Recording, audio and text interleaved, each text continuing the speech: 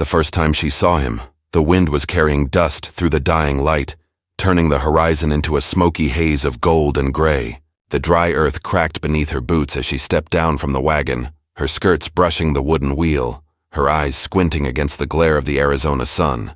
Everything around her felt too still, too foreign. The land stretched wide and empty, the sky too big, and the silence thick enough to make her chest ache. She had left behind a world of polished floors, church bells, and neighbors who whispered behind lace curtains. Here, in this old frontier village at the edge of nowhere, there was nothing but the whisper of wind and the distant cry of an eagle. He was there before she even noticed him, leaning against a corral fence, one hand resting on the rail, the other holding a piece of straw between his teeth. His skin was sun-warmed and weathered, his dark hair pulled back with a strip of leather, and his eyes, the deep kind that didn't flinch, watched her quietly. He didn't move or speak for a while, and she found herself caught in that gaze, as though he could see everything she was trying to hide. It wasn't just the roughness of his stance that unsettled her. It was the calm behind it, like he had already seen the worst this land could offer and had long made peace with it.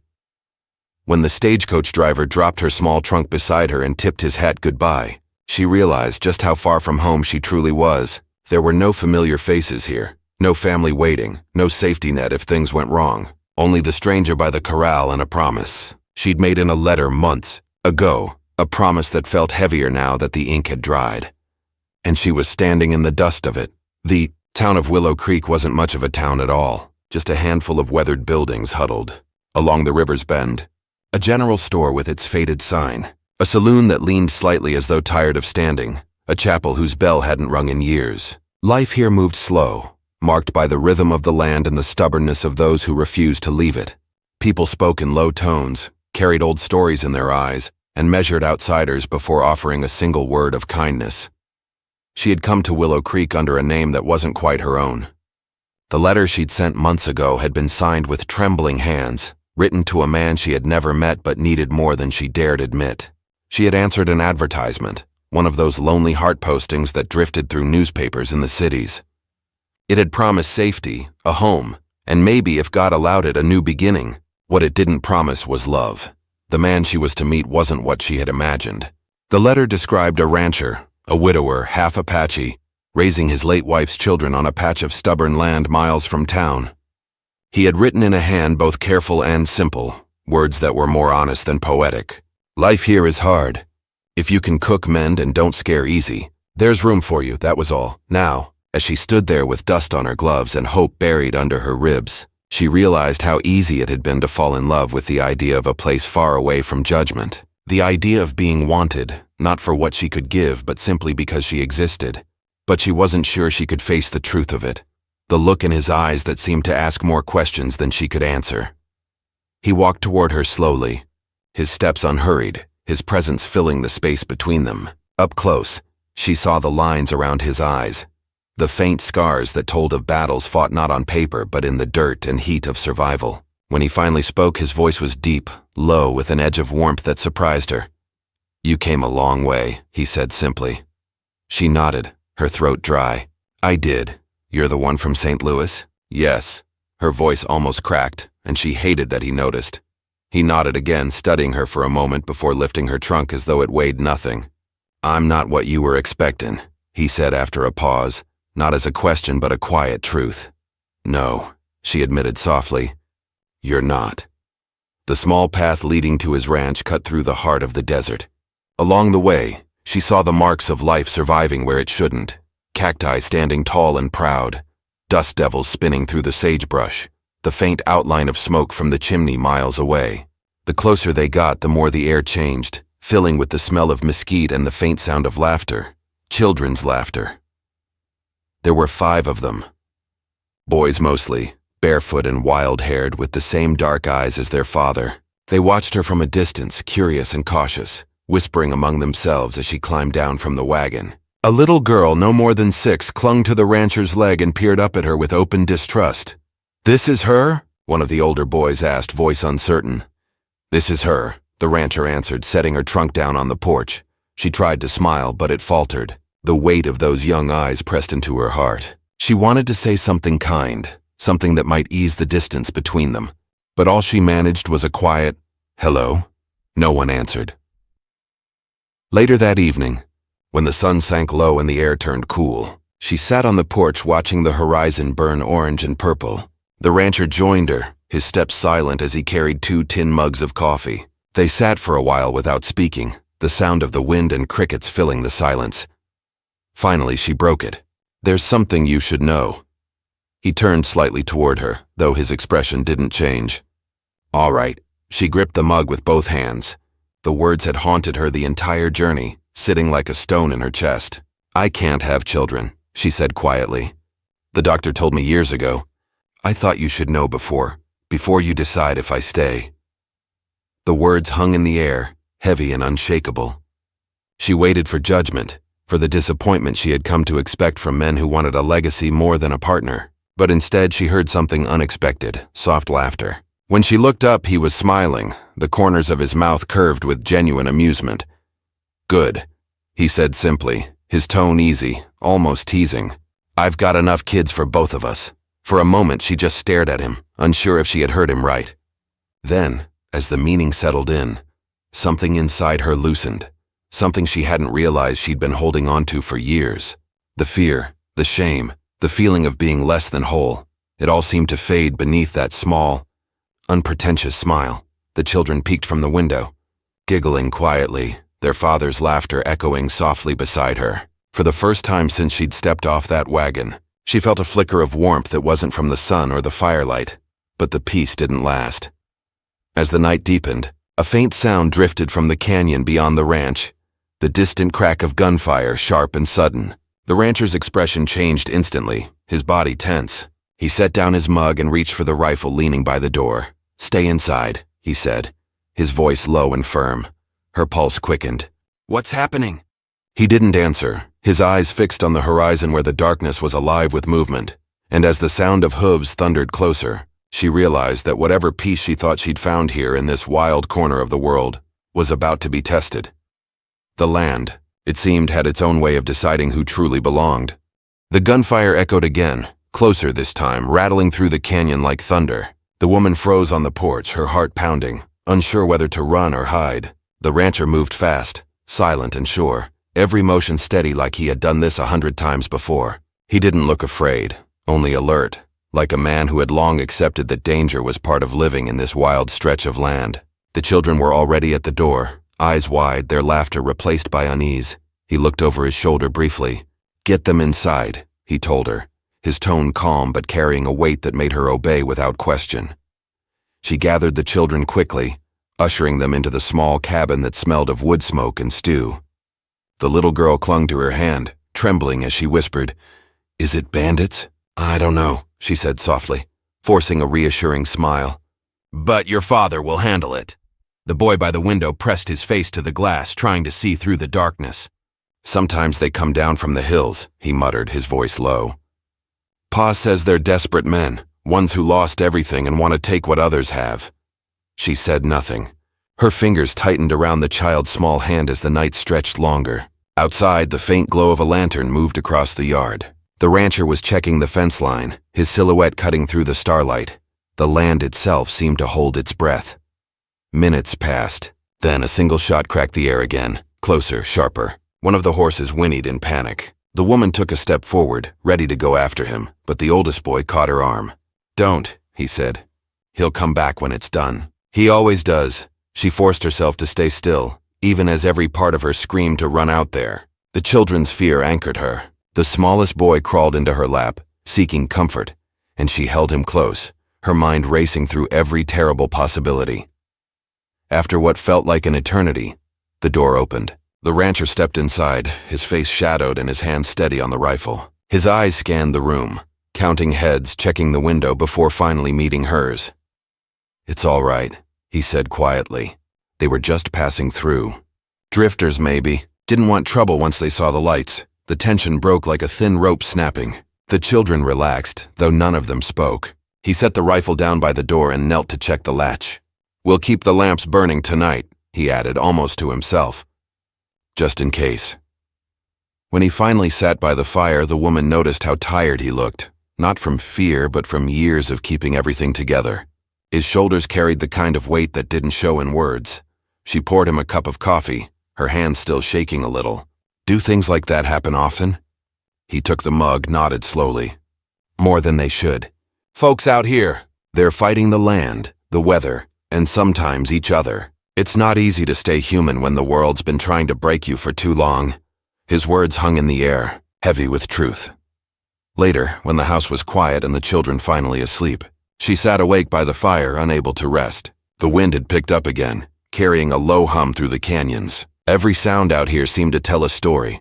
The creak of the boards, the distant howl of a coyote, the whisper of the river beyond the ridge. She thought about the life she had left behind. The rooms that smelled of candle wax, the soft murmurs of Sunday gatherings, the endless ache of being seen but not understood. She had come here hoping to escape that feeling, but now, surrounded by strangers and the vastness of the land, she wondered if she had only traded one kind of loneliness for another. When she finally looked toward the man sitting across the room, she saw him whittling a piece of wood by the firelight. The blade moved with patient precision, shaping something she couldn't yet name. "You've lived here long?" she asked softly. He nodded, not looking up. "All my life. My father was Apache. My mother was from a small town east of here. She came to teach the children at the mission, but she ended up staying after the fever took half the settlers. She said this land had a way of choosing who got to stay and who didn't. She sounds like she was strong," the woman said. "She had to be," he replied, a faint smile touching his lips. "This place doesn't forgive weakness." Silence settled again. The crackle of the fire filled the space between them. After a moment, he glanced up. "Why'd you come?" he asked, not unkindly. "You don't look like someone who belongs to the desert." She hesitated. The question cut deeper than he knew. "I needed to start over," she said finally. "The rest, it's a long story. I've got time," he said, his tone gentle. She looked down at her hands. "I was married once, for 5 years. He was kind at first, then distant. When the doctor told us I couldn't have children, everything changed. People talk, you know. They look at you like you're missing something you never asked for. When he left, I thought maybe that was my punishment. But then I saw your letter and I thought maybe I could be useful again." He studied her for a long moment, his face unreadable. Then he said softly, "You don't have to prove your worth here. The land already knows what you're made of. It'll show me in time." Something in his tone, quiet, steady, and without pity, unraveled the wall she had built around herself. She felt tears press behind her eyes, but she blinked them back, unwilling to show weakness. Outside, the coyotes howled again, their cries long and mournful. The next morning, she woke to the sound of boots on the porch and voices outside. The sun hadn't fully risen yet, but the air was filled with the smell of wood smoke and breakfast cooking. Through the window, she saw a few riders gathered near the fence, neighbors maybe, or men from the next ranch. They were speaking to the Apache rancher, their faces tense. She stepped outside quietly, wrapping a shawl around her shoulders. One of the men turned toward her, a thin fellow with sharp eyes and a hat pulled low. His gaze flickered with curiosity. "This the woman you wrote for?" he asked. The rancher nodded once. "She is." The man spat into the dust, then said, "You'd best keep close to the homestead. There's talk the old mining gang's moving south again. They hit a ranch near Silver Creek 2 nights ago." "Anyone hurt?" the rancher asked. "1 man dead, 2 missing. Took some stock and supplies. Sheriff's been tracking them, but they're ghosts in these hills." The rancher's jaw tightened. "If they come this way, they'll find nothing easy to take." The men exchanged nods and rode off, leaving behind a trail of dust that shimmered in the new light. The woman watched him for a moment before asking, "Do you think they'll come here?" He didn't answer right away. His eyes stayed fixed on the hills beyond the river. "Maybe, maybe not. But we'll be ready." For the rest of the day, she helped where she could, feeding the animals, fetching water, mending what needed fixing. The children followed her around, curious but still guarded. The little girl, the shy one, finally spoke as she handed her a pail. "Pa says the land listens," she said in a whisper. "He talks to it sometimes when he thinks we're asleep." The woman smiled faintly. "Maybe that's why it listens back." By evening, the air felt heavier, charged somehow, like a storm waiting for a reason to break. The rancher checked the rifles, the horses, the lanterns. When their eyes met across the yard, there was something unspoken between them, a quiet acknowledgement that whatever was coming, they would face it together. As the night settled in, She stood by the window watching the horizon. The desert glowed faintly under the moonlight, endless and unforgiving. Somewhere out there beyond the ridge, shadows moved, too far to see, but close enough to feel. And deep inside her, beneath the fear and the uncertainty, she felt something new stirring, an understanding that this land, harsh as it was, might finally give her the belonging she had been searching for.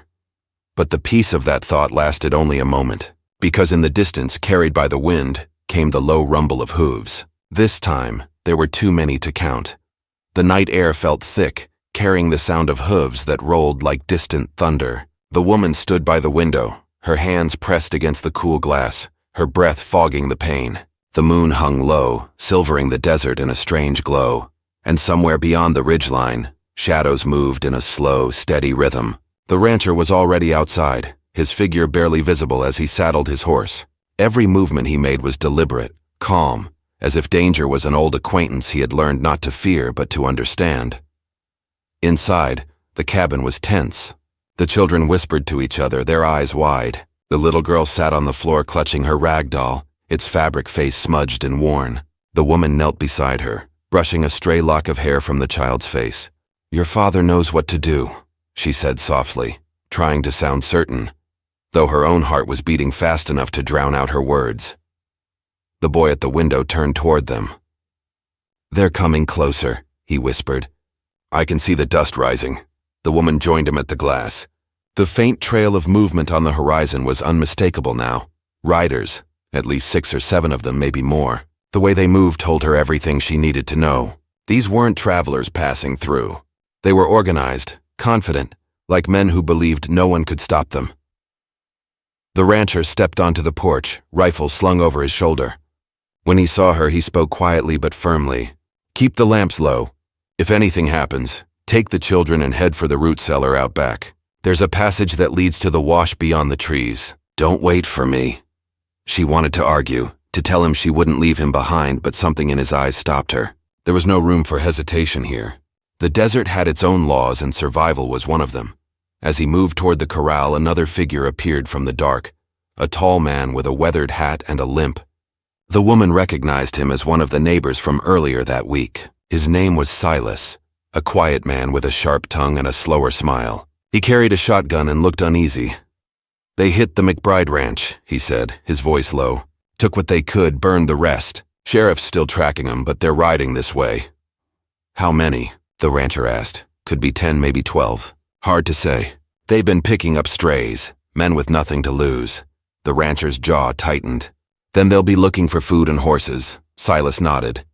"And they won't ask polite." The 2 men exchanged a look that didn't need words.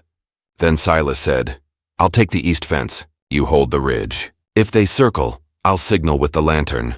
The woman watched them go, her fingers twisting the edge of her shawl. The children crowded close to her, sensing the fear she tried so hard to hide.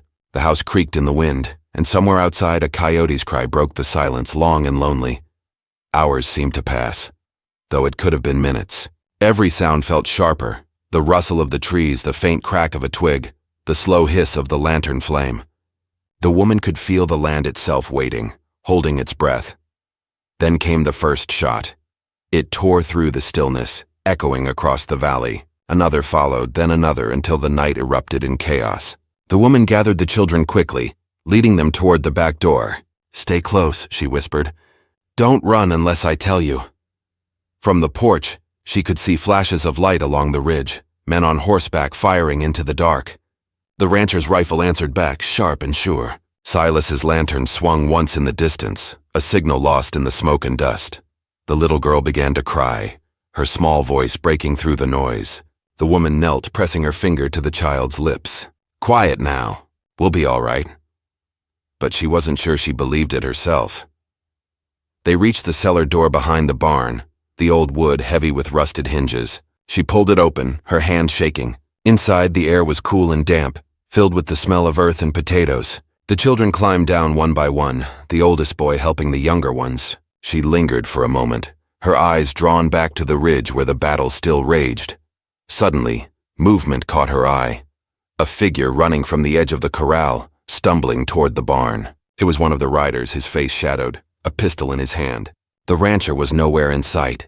Without thinking, she grabbed the pitchfork leaning by the door. Her body moved before her mind could catch up. When the man reached the barn door, she stepped forward, the handle firm in her grip. He turned, startled, his eyes meeting hers for a single heartbeat before Silas appeared from the darkness, his shotgun roaring once. The man fell hard, dust rising around him. Silence returned almost instantly, broken only by the sound of the wind. Silas lowered the gun, breathing hard. "You shouldn't be out here," he said, his voice rough. "I couldn't just hide," she replied. He gave her a long look, then nodded toward the ridge. "He's still up there. Go. He'll need you." But when she reached the hill, the shooting had stopped. The night was eerily quiet, the kind of silence that made the hairs on her neck stand up. The rancher was kneeling by the fence, checking something on the ground. When she got closer, she saw it was one of the bandits, still breathing but badly hurt. "Why don't you finish it?" the man on the ground rasped. The rancher's expression didn't change. "Because killing's easy." "Living with it ain't." He stood, wiping the sweat and dust from his face. "We'll take him to town in the morning," he said to her quietly. "Let the law handle what's left of him." As they walked back toward the cabin, the first traces of dawn began to color the sky. The horizon glowed faintly pink, softening the harsh edges of the land. But the calm that came with it felt fragile, like glass waiting to crack. Inside, the children were huddled together, half asleep. The woman knelt beside them, brushing their hair back, whispering that it was over for now. Yet, when she looked at the rancher, she could tell he didn't believe it was truly over. Silas stayed the night, keeping watch from the porch. He spoke little, though once he said, "That wasn't just a raid. They were looking for something." The rancher looked up from cleaning his rifle. "What makes you think that?" "Because they didn't take a thing," Silas said. "Not food, not horses. They rode straight past the stables like they were hunting someone." The words hung heavy between them. The woman felt a chill crawl up her spine. "Someone?" she repeated quietly. "Who would they be looking for?" Neither man answered. That night's sleep didn't come easy. Every sound outside made her startle. The desert wind howled through the cracks in the windows, and somewhere far off thunder rolled again, not from the sky, but from riders moving through the hills. By morning, the bandit they had captured was gone. The rope that bound his hands was cut clean, and the tracks near the fence told the story. A rescue in the night, fast and silent. The rancher stood by the empty post, his face hard. "They'll come back," he said, not as a warning but as a promise. "Next time they won't leave without what they came for," Silas spat into the dust. "Then we'd better find out what it is." Over the next few days, the ranch changed. The easy rhythm of work and rest was replaced by watchfulness. The older boys took turns guarding the property. The woman learned to shoot, her hands trembling the first time she pulled the trigger, but growing steadier with practice. The rancher taught her how to move quietly, how to listen for what didn't sound right. Still, no one spoke of what might come next. Then one afternoon, while fetching water from the creek, she found something half buried in the mud. A leather pouch, weathered and torn. Inside was a folded map, drawn in faded ink, showing the land between Willow Creek and the old silver mines. At its center, marked with an X, was a spot that matched the ridge behind the ranch. When she brought it to him, the rancher's face darkened. "This land was my father's," he said. "Before the war, the miners tried to buy it from him. He wouldn't sell. Said something was buried here long before any of us came." "What kind of something?" she asked quietly. He looked out toward the hills, his voice almost a whisper. "Something worth killing for." That night the wind shifted again. The desert went still, and in the silence, they could hear the distant echo of riders returning, closer, faster, and this time ready for war. The map lay open on the wooden table, its edges curling from years of wear. Candlelight flickered over the faint ink lines, making the X at the center seem to breathe like a living thing. The woman stood beside the rancher, her fingers tracing the faint ridgelines that matched the hills beyond the house. Outside, the night had grown cold and still, the kind of stillness that came before a storm. The children were asleep, but no one else in the house dared to rest. "What do you think is buried there?" she asked finally, her voice low.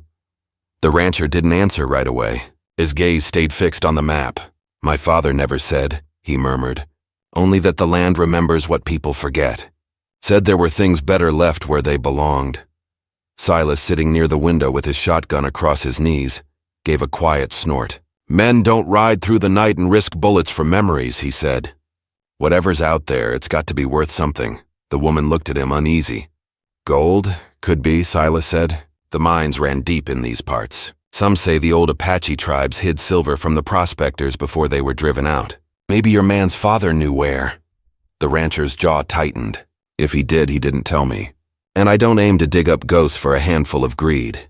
But even as he spoke, she could see the worry behind his calm. The gang had come twice already, and they wouldn't stop. Whatever secret the land held, it had drawn danger to them like blood to wolves.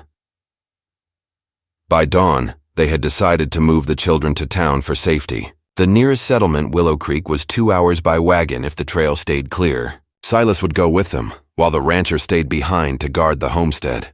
The woman insisted on staying too, though he argued quietly against it. You've got no reason to stay in the middle of a fight that isn't yours, he said. She met his eyes steady.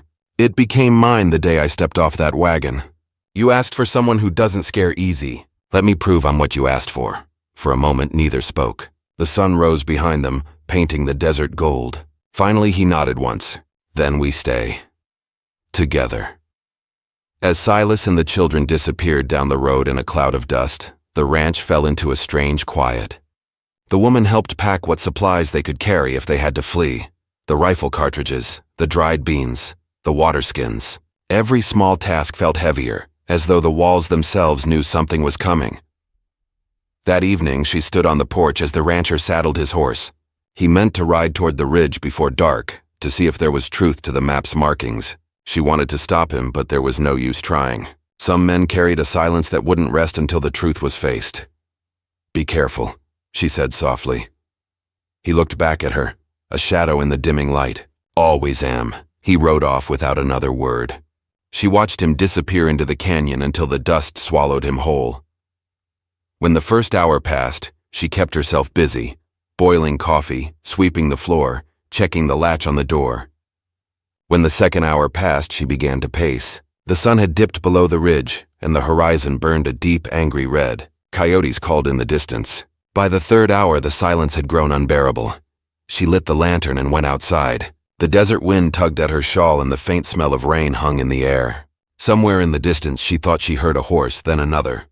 Her breath caught, but when the figures emerged from the canyon, it wasn't him. 5 riders came into view, their shapes dark against the setting sky.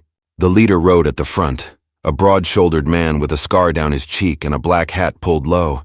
His horse was restless, kicking up dirt as he slowed near the fence. The woman's pulse quickened. She stepped back into the doorway, gripping the rifle. The man called out, his voice rough. "Evening, miss. Fine night to be out alone." Her fingers tightened on the gun. "You're trespassing. You'd best turn back," he chuckled, a deep, humorless sound. "Oh, we ain't looking for trouble. Just a friend of ours. Tall fella, Apache blood. Heard he might be keeping something that don't belong to him." Her stomach turned cold. "He's not here." "Funny," the man said. "That's what his old place up north told us too." Then we found a piece of paper. Looked like a map. The other riders laughed quietly, the sound spreading like a stain through the night. The woman raised the rifle, her voice trembling but strong. "If you come any closer, you'll find out what happens to thieves on this land." The man tilted his head, his smile fading. "You got grit, lady. I'll give you that. But grit won't stop a bullet." Before she could answer, a voice rang out from behind them, sharp and commanding. "That's close enough." The rancher appeared at the ridge, his rifle leveled. His horse was lathered with sweat, his eyes hard in the firelight. The bandits turned, startled, but he already had the high ground. "Back away from the house," he said. "You've got one chance to leave alive." The scarred man's eyes narrowed. "You think we came all this way to turn tail now?" "I think you know I don't miss," the rancher said evenly. A long pause followed, the desert holding its breath. Then one of the riders reached for his gun. The rancher fired first. The crack split the night, echoing through the canyons. The man fell from his horse, the others scattering for cover. "Inside!" he shouted to her. She ran, the rifle still clutched to her chest. Bullets tore through the wooden walls as she ducked behind the table. The rancher slid through the door moments later, reloading as he moved. The air filled with dust and gunpowder. "They'll circle the barn," he said. "They want what's buried out there." "Then we can't let them have it," she said, her voice shaking. He gave a faint nod. "I was hoping you'd say that." They moved together in silence, loading the last of the ammunition, setting the lamps low. The gang's voices echoed faintly outside, taunting, confident, like wolves closing in. The woman's thoughts raced. "You found the place, didn't you?" "The one marked on the map," he paused. "Yeah, there's a stone out there. Old, carved with marks I've never seen. My father must have known. It's not gold they're after. It's what's under it." "What's under it?" she asked, her breath catching. "Something the miners left behind," he said. "A vault, sealed and forgotten. Maybe silver, maybe worse. My father said it was cursed ground, that no man should dig there." The words sent a chill through her. "Then why do they want it?" "Because greed doesn't fear curses." Outside, a lantern flared near the barn, and the smell of smoke filled the air. The woman's heart lurched. "They're going to burn us out." The rancher grabbed her hand, pulling her toward the back door. "We can't hold the house. To the cellar, now!" They ran through the smoke, the night alive with gunfire. Sparks rained from the barn as the flames caught, lighting up the sky in a terrible glow. Behind them, the shouts grew louder, closer. They reached the cellar just as a bullet tore through the doorframe. Inside, the air was thick and damp. The rancher pulled the door shut, plunging them into darkness. The only sound was their ragged breathing and the faint roar of fire above. "They'll find us," she whispered. "Not if we move first." He led her down the narrow tunnel toward the wash, the ground sloping steeply. The smell of wet clay filled the air. When they reached the opening, he paused, listening. The wind outside carried the sounds of chaos, the crackle of burning wood, the neighing of frightened horses, the echo of men shouting orders. "They're heading for the ridge," he said quietly. "They think the vault's up there. Then what do we do?" He looked at her, his face lit faintly by the reflection of fire through the tunnel. "We stop them. Whatever it takes." The words hung between them like a vow. Above, the night burned red. The flames climbed the barn walls and the gang's horses screamed in panic. The leader, his scar glistening with sweat, rode toward the ridge, shouting for his men to follow. The ground trembled beneath the stampede. From the shadows below, the rancher and the woman climbed, moving low and fast through the brush. The smoke stung their eyes and the air grew hotter with each breath. She could hear her heartbeat pounding in her ears, could feel the weight of everything they stood to lose pressing on her chest.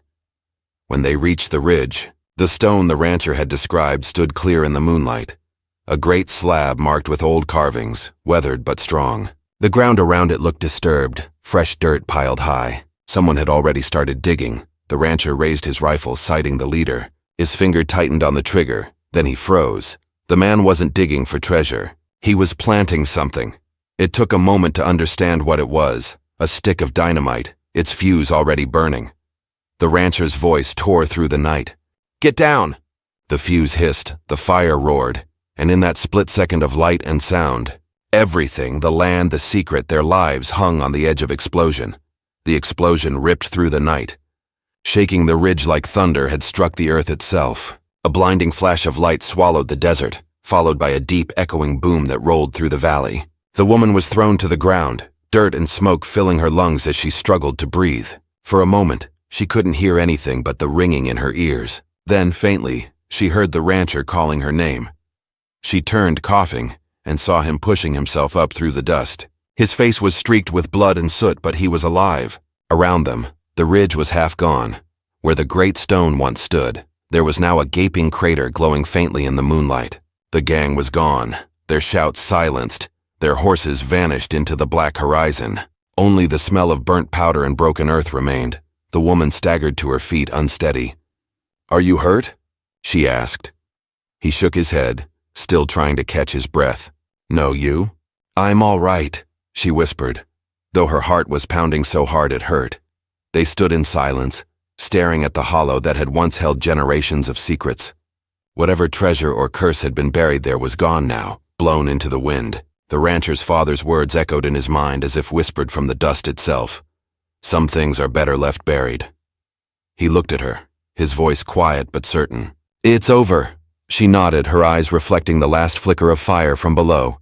"Then let's go home."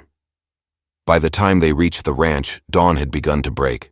The barn was gone, burned to its bones, but the house still stood. The smoke rose gently into the pale morning sky, curling over the distant hills. The woman helped the rancher patch the bullet holes in the door, her hands steady now, her fear replaced by something else, something like peace. Inside, The kitchen was quiet. The table was covered in dust, the coffee pot overturned, but the small things, the things that made the place a home, had survived. The rancher found the small wooden carving his father had made years ago, half buried under broken glass. He brushed it off gently and set it back on the mantel. "You think Silas and the children made it to town?" she asked. He nodded slowly. "They did. Silas knows how to stay out of trouble. He'll bring them back once the road's safe again." The woman leaned against the counter, her face soft in the morning light. "Then maybe we can start again," she said. "Without the maps or the fear, just life." He met her gaze, and for the first time since she'd arrived, she saw a faint smile tug at his lips. "Yeah," he said.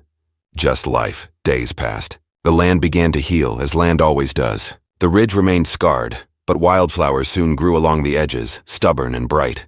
The ashes from the barn mixed with the earth, and new grass sprouted where the fire had once burned hottest. The rancher rebuilt what was lost piece by piece, and the woman stayed by his side through it all.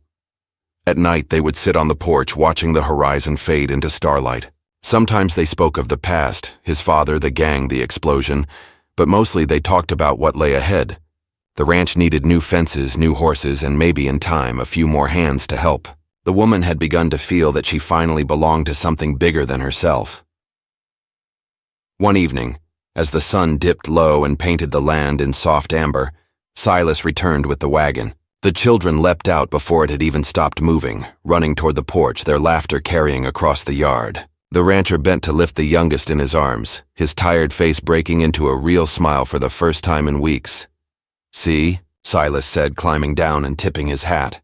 "Didn't I tell you I'd bring 'em back safe?" The rancher laughed quietly. "You did good, old friend." Silas's expression grew more serious as he looked toward the ridge. "Heard about what happened out there," he said. "Some say the ground cracked open clean to hell." The rancher shook his head. "Just the earth letting go of what it shouldn't have kept," Silas nodded, thoughtful. "Well, maybe it's better that way. Men chase ghosts, they forget what's right in front of them." That night the air was cool and still. They shared a simple meal around the kitchen table, cornbread, beans, and the quiet comfort of knowing they'd survived something most wouldn't have. The woman looked around at the faces lit by lantern light and felt something she hadn't in years: safety. Later, after everyone had gone to bed, she stepped outside. The moon was bright, silvering the desert and the hills beyond. She could see the ridge in the distance, still raw and broken, but somehow beautiful in its ruin. The land had seen blood, greed, and fire, but it still stood, and maybe that was the lesson in it all, that even after the worst storms, life finds a way to go on.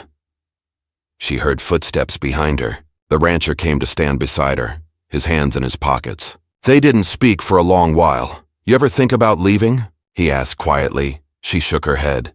"Not anymore. I think I finally found where I belong." He looked out toward the horizon, where the stars met the land. "My father used to say this place keeps what it loves and buries what it doesn't. Maybe he was right." She smiled softly. "Then I hope it keeps us." The wind shifted, warm and gentle, carrying the scent of rain from far away. The rancher reached out, his hand brushing hers, a small gesture, simple but sure. Neither pulled away. As the night deepened, the sounds of the ranch settled around them, the creak of the windmill, the faint rustle of horses in the corral, the steady beat of a land at peace. For the first time in a long while, the world felt right again. Weeks turned into months. The new barn rose from the ashes stronger than before. The children's laughter filled the yard every morning, and the woman took to planting flowers along the porch rail. The rancher worked the land with a steadier heart, his silence no longer heavy but calm. Sometimes when travelers passed through, they'd ask about the scar on the ridge or the strange shapes in the stone that remained. He'd just smile and say, "Old stories, nothing worth chasing." But when he and the woman rode past it together one day, they both stopped for a while, looking down into the hollow that had nearly taken them. Wild sage grew there now, and the wind hummed low through the cracks. She reached down and pressed her palm to the ground. It was warm, alive. "Funny," she said softly. "Something so broken can still feel alive." He looked at her, then at the land stretching endlessly ahead. "Maybe that's what living is," he said. "Breaking and healing until it feels right again." She smiled, and the words stayed with her long after they rode home. By autumn, the ranch was thriving again. The sky seemed bluer, the air cleaner, and the nights quieter. Visitors who came through town often spoke of the place on the ridge, the ranch that survived the fire, and of the couple who ran it with quiet strength. Some said it was luck, others said it was fate, but those who'd seen them together knew it was something simpler. Two souls who'd found peace where others had only found loss. And so life went on. The woman who had once arrived as a stranger became part of the land's story, just as the rancher had always been. Together they rebuilt not only what was lost, but what was meant to be. As the sun set one final time that season, the sky burned gold over the hills.